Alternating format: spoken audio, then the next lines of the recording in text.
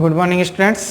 मैं डॉक्टर जितेंद्र कांटिया सेठ श्री भगवान दास तोदी पीजी महाविद्यालय की ऑनलाइन क्लासेज में आप सभी का हार्दिक स्वागत करता हूं। बीएससी पार्ट सेकेंड के अंदर अपना टॉपिक टेरिडोफाइट चल रहा था। टेरिडोफाइटा में अपने ने गैमेटोफाइट के स्ट्रक्चर के बारे में डिस्कस किया था। आज अपना जो टॉपिक है वो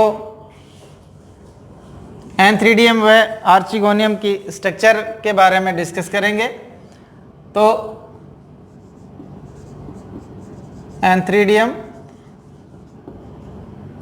एंड आर्चिगोनियम, पूंदानी और स्त्रीदानी, इनके बारे में डिस्कस करेंगे अपन। तो सबसे पहले अपने लेते हैं पूंदानी, एंथ्रीडियम। एंथ्रीडियम पादप का नर भाग होते हैं या नर जननांग होते हैं, जिसमें नर युग्मक एंथ्रेजोइड्स विकसित होते हैं। टेरिडोफाइट प्लांट के अंदर एंथ्रीडियम जो है वो प्रोथैलस के अंदर धंसी हुई अवस्था में या एम्बेडेड अवस्था में पाई जाती है। एंथ्रीडियम के अंदर एंथ्रोसाइट्स बनते हैं।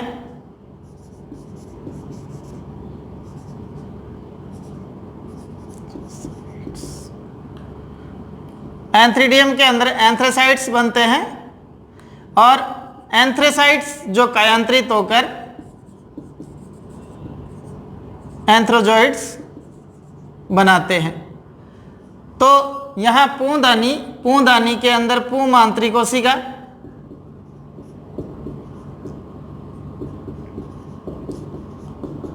और पूमांत्री कोशिका कायांतरित होकर क्या बनाती है? पुमणु बनाती है।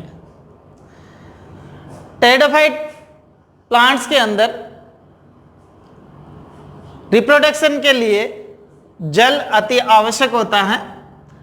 तो ये एंथ्रोसाइट्स जैसे ही जल के संपर्क में आते हैं तो इनमें से एंथ्रेजोइड्स मुक्त हो जाते हैं या फ्री हो जाते हैं, और ये एंथ्रेजोइड्स जल की सतह पर तैरते हुए अपने आर्चिगोनियम तक पहुंच जाते हैं।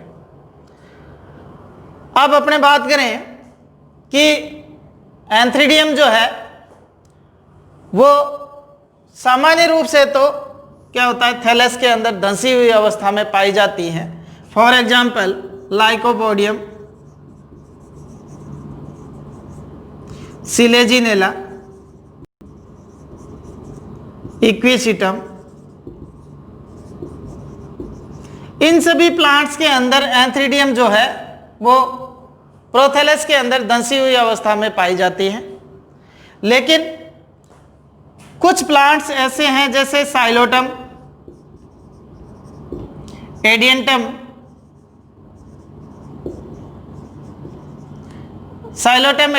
आदि कुछ प्लांट्स ऐसे हैं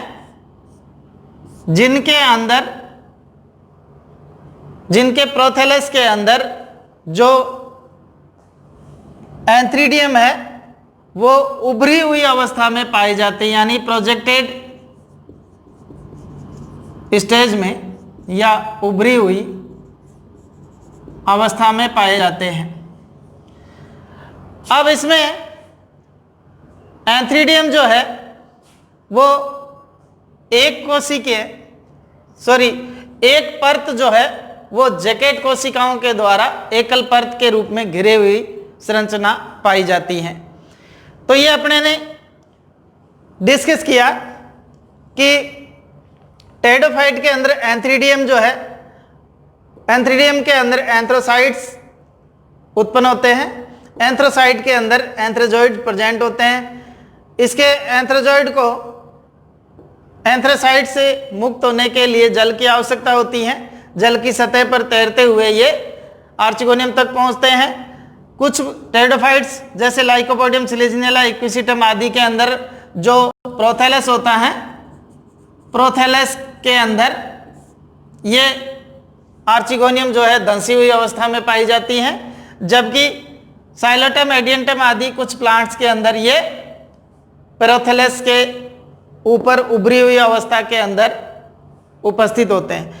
अब ये जो एंथ्रीडियम है ये प्रोथेलस पर उपस्थित होते हैं, तो इनमें या तो व्रंत उपस्थित होता है या अनुपस्थित होता है।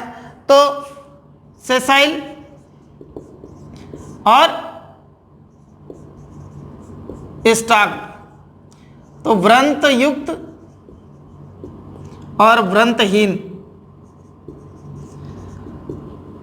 तो एंथ्रीडियम जो है ये जैसे मान लीजिए कोई इसकी एंथ्रीडियम स्ट्रक्चर है और ये इसमें छोटा सा व्रंत हो गया या व्रंत नहीं होता है, और ये जो है ऊपर का इसका सिरा हो गया, जिसको अपन क्या कहते हैं, ओपरकुलम। एंथ्रीडियम के शीर्ष भाग पर एक त्रिकोणीय कोशिका पाई जाती है जिसको ओपरकुलम कहते हैं। इन्हीं ओपरकुलम की सहायता से एंथ्रेजोइड्स मुक्त होते हैं। ये इसमें एक स्तरीय जैकेट उपस्थित होती है और इसके अलावा इसके अंदर इस तरह से ये कई सारी कोशिकाएं इसमें उपस्थित होती हैं, जिसको अपन क्या कहते हैं, एंथ्रेसाइट सेल्स कहा जाता है।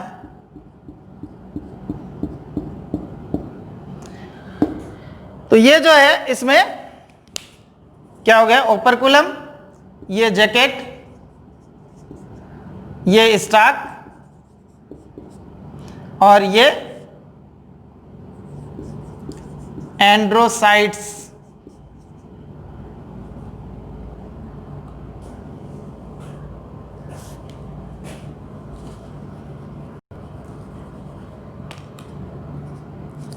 एंड्रोसाइट्स सेल्स जो होती हैं वो कायांतरित होकर एंथ्रेजोइड्स के अंदर परिवर्तित हो जाती है।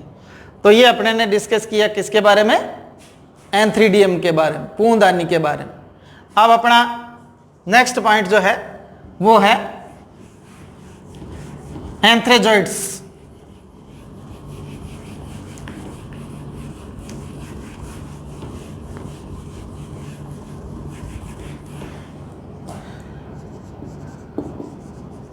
एंथ्रोजोइड्स यानी पुमणु।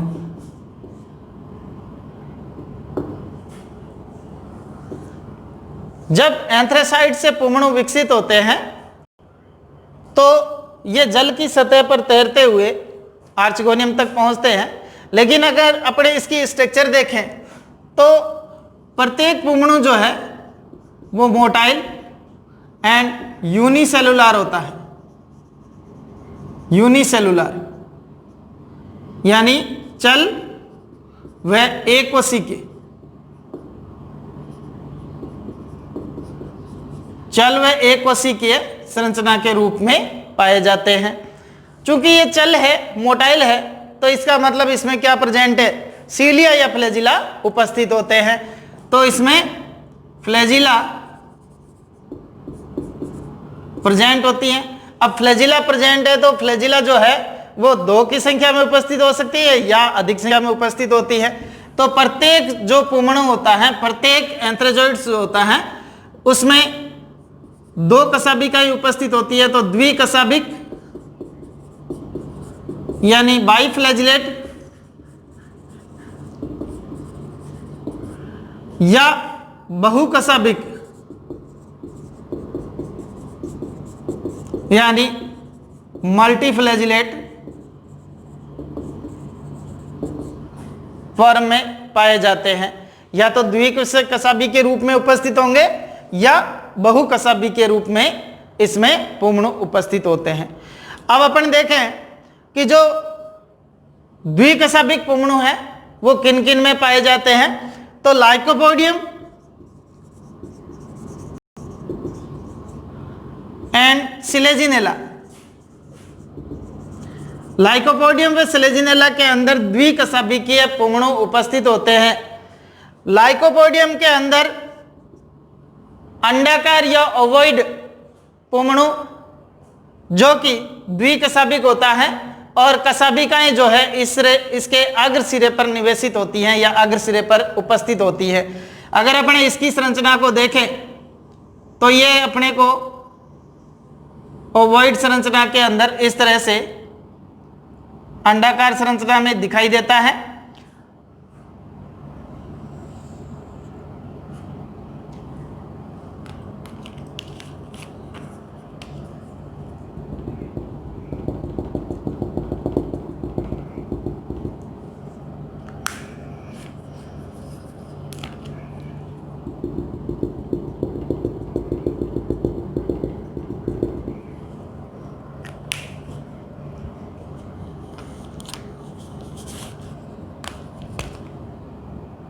ये इसमें ये कशाभिकाएं होती हैं जो कि इसके अग्रभाग पर उपस्थित होती हैं। तो ये तो क्या हो गया, फ्लैजिला, और ये बॉडी इसके एंथ्रोजोइड की बॉडी, एंथ्रोजोइड इन किसमें हो गया, लाइकोपोडियम।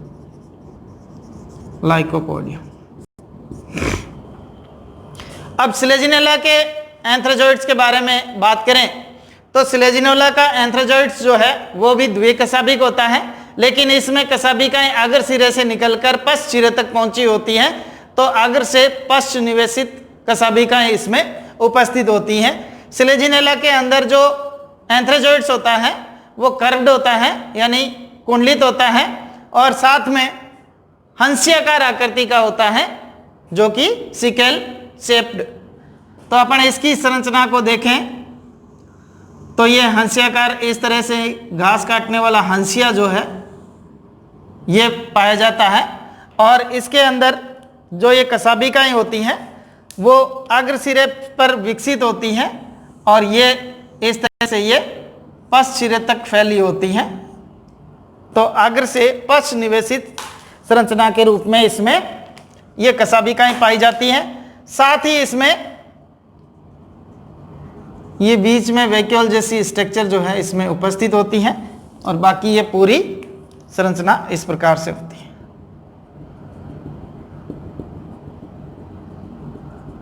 ये हंस्याकार आकृति वाला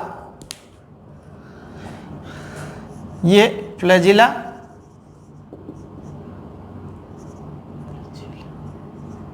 और ये बॉडी,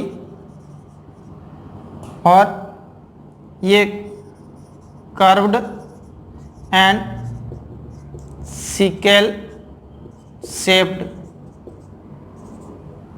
एंथ्रोजोइड्स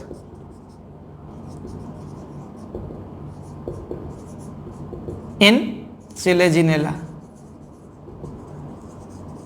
सिलेजिनेला के अंदर इस प्रकार का सिकल शेप्ड यानी हंसियाकार और कर्व्ड एंथ्रोजोइड्स उपस्थित होता है। ठीक है, ये क्लियर। अब अपन बात करते हैं मल्टीफ्लैजिलेट पुंगणु के बारे में या एंथ्रोजोइड्स के बारे में। तो मल्टीफ्लैजिलेट पुंगणु जो होते हैं वो कई सारे मेंबर्स के अंदर उपस्थित होते हैं, जैसे साइलोटम, इक्विसिटम, टेरिडियम, मार्सिलिया आदि टेरिडोफाइट्स के अंदर मल्टीफ्लैजिलेट एंथ्रोजोइड्स प्रेजेंट होते हैं। अब अगर अपने बात करें साइलोटम की, तो साइलोटम के अंदर जो मल्टीफ्लैजिलेट एंथ्रोजोइड्स होता है वो कुंडलित होता है, और कुंडलित तथा बहुकशाभिक होता है। इसकी संरचना को अपन देखें तो संपूर्ण बॉडी पर ये जैसे इस तरह की अपन संरचना बनाएं तो ये कुंडलित संरचना हो गई, और इसकी बॉडी पर ये इस तरह से सीलिया प्रेजेंट होते हैं।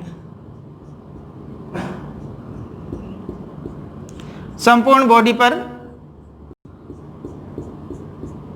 असंख्य सीलिया इसमें उपस्थित होते हैं। तो इस प्रकार की संरचना अपने को किसमें देखने को मिलती है? साइलोटम के एंथ्रेजोइड्स के अंदर इस प्रकार की संरचना देखने को मिलती है। तो इसमें ये तो बॉडी हो गई, ये क्या हो गए? सीलिया हो गए, और ये एंथ्रोजोइड्स इन साइलोटम। साइलोटम के अंदर इस प्रकार का एंथ्रोजोइड्स प्रेजेंट होता है। दूसरा अपने बात करें इक्विसिटम की, तो इक्विसिटम के अंदर जो एंथ्रोजोइड्स होता है वो बल्ब शेप्ड या लट्टूकार संरचना में एंथ्रोजोइड प्रेजेंट होता है, जिसके शीर्ष पर असंख्य क्या उपस्थित होती हैं? सीलिया उपस्थित होती हैं। अब अपन इसका डायग्राम देखें तो ये अपने को इस तरह की संरचना के रूप में दिखाई देता है।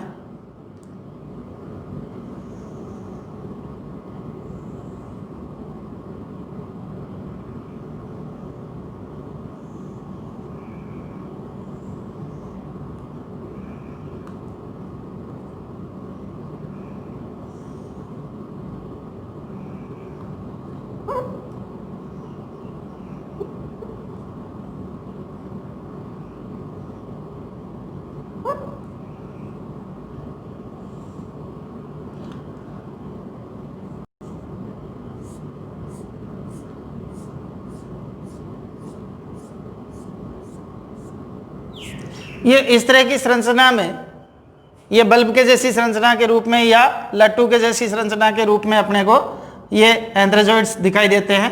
ये इसमें सीलिया हो गए, ये इसकी बॉडी हो गई, और ये एंथ्रोजोइड्स इन इक्विसिटम। इक्विसिटम के अंदर इस प्रकार का एंथ्रोजोइड्स उपस्थित होता है। अब अगर अपने नेक्स्ट बात करें टेरिडियम की, तो टेरिडियम के अंदर जो एंथ्रोजोइड्स प्रेजेंट होता है वो 2.5 कोएड, 2 या 2.5 जो कुंडलन के अंदर उपस्थित होता है। तो ये कुंडलित होता है और कितने कुंडलन के रूप में उपस्थित होता है? 2.5 कुंडलन के रूप में, और इसके बॉडी पर असंख्य सीलिया प्रेजेंट होते हैं। अब इसके अंदर भी अपन टेरिडियम के जो एंथ्रोजोइड्स है उनका भी डायग्राम देखें अपन, तो देखिए वो किस प्रकार का दिखाई देता है कि ये इस तरह की स्पाइरल फॉर्म के अंदर उपस्थित होता है, और अंत में ये इस तरह से मुड़ा हुआ,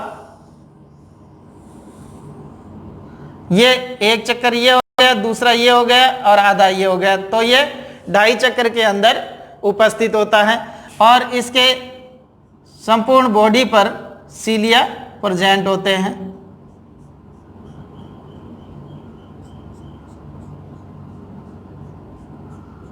ये इस तरह से इसमें सीलिया उपस्थित होते हैं। तो ये किसका हो गया? टेरिडियम का एंथ्रोजोइड्स हो गया। एंथ्रोजोइड्स इन टेरिडियम। टेरिडियम के अंदर इस प्रकार का एंथ्रोजोइड मिलता है। लास्ट अपन बात करें मार्सिलिया की, तो मार्सिलिया के अंदर जो एंथ्रोजोइड्स उपस्थित होता है वो स्पाइरल फॉर्म में या कुंडलित फॉर्म में उपस्थित होता है, लेकिन इसके पश्च भाग पर या निचले भाग पर एक जो है वेसाइकल प्रेजेंट होती हैं, जो कि देखिए इसका डायग्राम किस तरह से, ये वैसा ही है।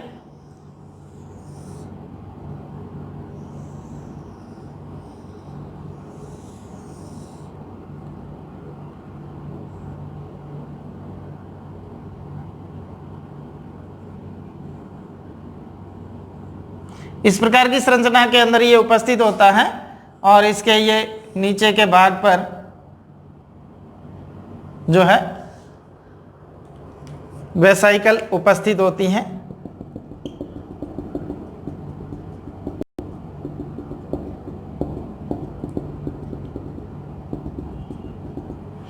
और इसके अग्र सिरे पर असंख्य सीलिया उपस्थित होते हैं। तो इसका ये अग्र सिरा है, यहाँ पे ये अनेक सीलिया उपस्थित होते हैं। सीलिया, ये वेसाइकल, ये बॉडी और ये एंथ्रोजोइड इन मार्सिलिया। मार्सिलिया के अंदर इस प्रकार का एंथ्रोजोइड्स उपस्थित होता है, जिसके फर्स्ट भाग पर कोशिका द्रव्यी वेसाइकल या पुट्टिका उपस्थित होती है। साइटोप्लाज्मिक वेसाइकल इसको बोलते हैं, साइटोप्लाज्मिक वेसाइकल, कोशिका द्रव्यी पुट्टिका। तो ये अपने पुमड़ों के बारे में डिस्कस हो गया। अब अपन बात करते हैं इसके आर्चिगोनियम के बारे में। तो देखिए आर्चिगोनियम की स्ट्रक्चर जो है वो किस प्रकार की होती है।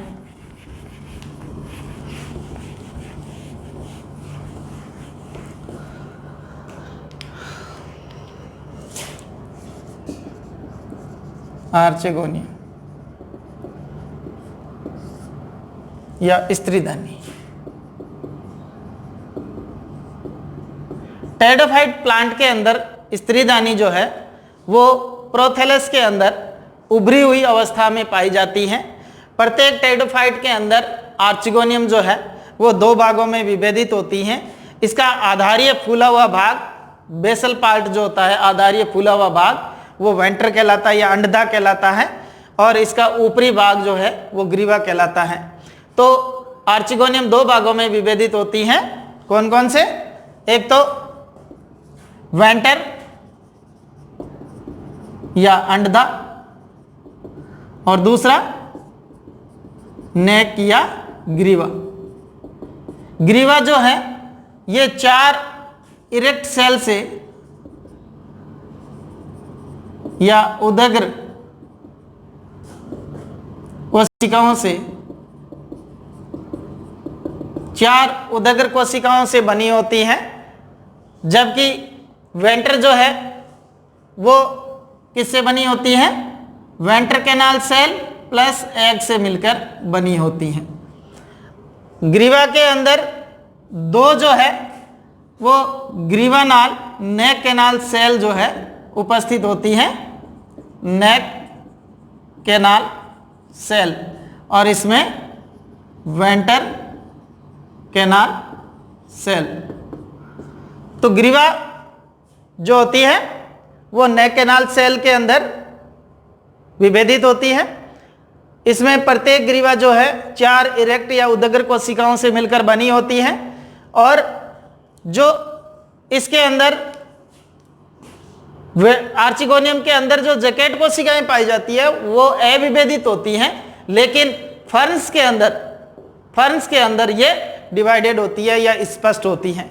तो अगर आर्चिगोनियम की अपन स्ट्रक्चर देखें तो देखिए किस प्रकार की होती हैं।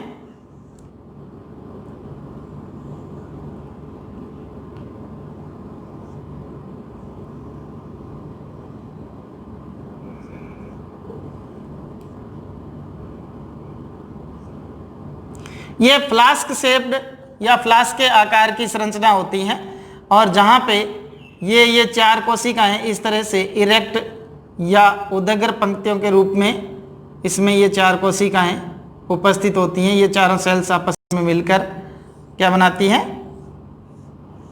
इसकी ग्रीवा का निर्माण करती हैं, और प्रत्येक ग्रीवा जो है 1 या 2 कोशिकाओं से मिलकर बनी होती हैं। इसके ऊपरी सिरे पर यहाँ पे ये इस तरह से कवर सेल पाई जाती है,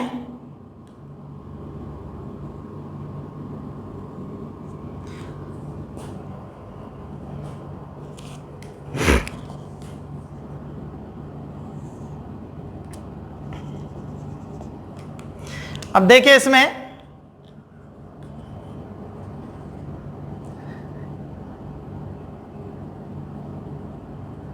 ये जो है ये क्या हो गई, नेक कैनाल सेल हो गई। ये तो क्या हो गई, नेक सेल। और ये क्या हो गई, नेक कैनाल सेल।